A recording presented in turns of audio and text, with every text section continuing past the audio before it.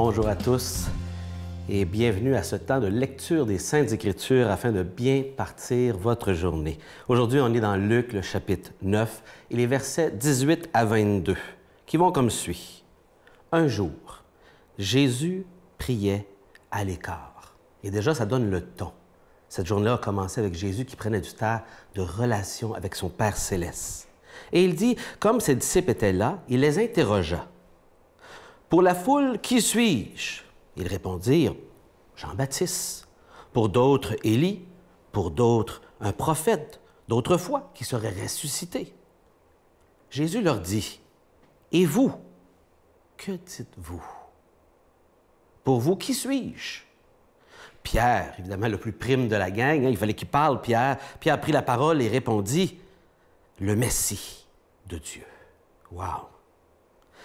Il leur défendit vivement de le révéler à personne, en expliquant « Il faut que le Fils de l'homme souffre beaucoup, qu'il soit rejeté par les anciens, les chefs des prêtres, les scribes, qu'il soit tué et que le troisième jour, il ressuscite. » Que le Seigneur bénisse la lecture de la parole de Dieu et qu'il puisse descendre dans nos cœurs.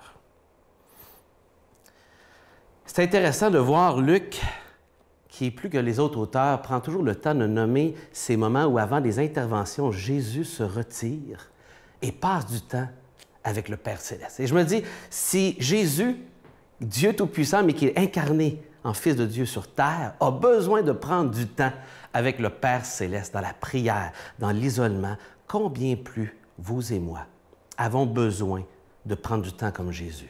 Et c'est de ce moment-là avec Jésus que vient cette interaction avec les disciples, d'être certain de voir où ils en sont, ces disciples, avec l'identité de Jésus. C'est un thème récurrent dans les évangiles, à savoir qui est réellement Jésus. Et encore aujourd'hui, on se pose la question, les gens parlent de qui est Jésus. Et Jésus dira ceci dans l'Évangile selon Jean, verset 8, sur son identité. C'est tellement important. Il leur dit, vous êtes d'en bas et moi je suis d'en haut. Vous êtes de ce monde, moi je ne suis pas de ce monde. C'est pourquoi je vous ai dit que vous mourrez dans vos péchés.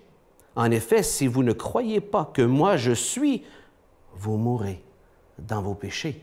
Et donc, le salut de nos âmes, le pardon de nos péchés, notre relation de paix avec Dieu passe par l'identité de Jésus. On ne peut pas croire à n'importe quel Jésus.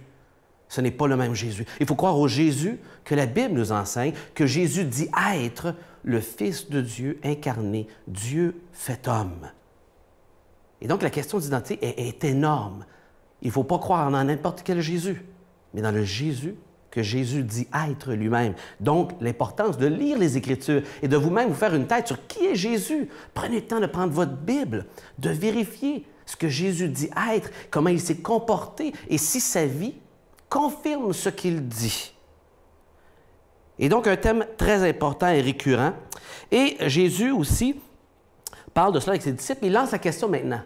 Vous, où est-ce que vous vous positionnez? Vous avez entendu ce que les autres pensent. Vous savez probablement ce que d'autres disent sur Jésus. Qu'est-ce que vous pensez de Jésus? Est-ce que vous êtes fait une tête vous-même? Ou vous avez une opinion sur Jésus basée sur ce que tous les gens autour de vous disent, ce que les gens pensent? Il n'est pas nécessairement dépositaire de vérité. Qu'est-ce que vous en pensez? Et avez-vous pris le temps de scruter les Écritures pour mettre à l'épreuve votre opinion sur Jésus?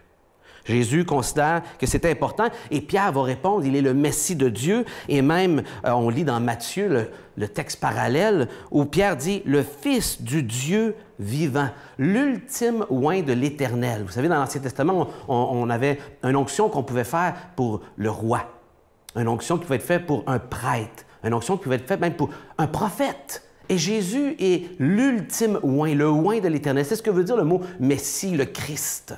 Celui qui a été oint de Dieu, l'ultime, qui a été préparé et qui remplit toutes ses fonctions en même temps pour nous.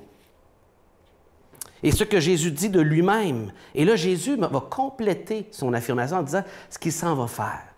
Tout le contraire de ce qu'il s'attendait. Il pensait à un Messie victorieux qui allait enlever l'Empire romain, mais non, il vient pour sacrifier sa vie pour nos péchés, une notion qu'il n'avait pas encore compris. Et Jésus prend le temps ici de l'expliquer, qu'il va passer à travers des souffrances, il va être rejeté par tous les leaders de son époque, spirituelle, légale, etc., afin de mourir pour vos péchés, pour mes péchés.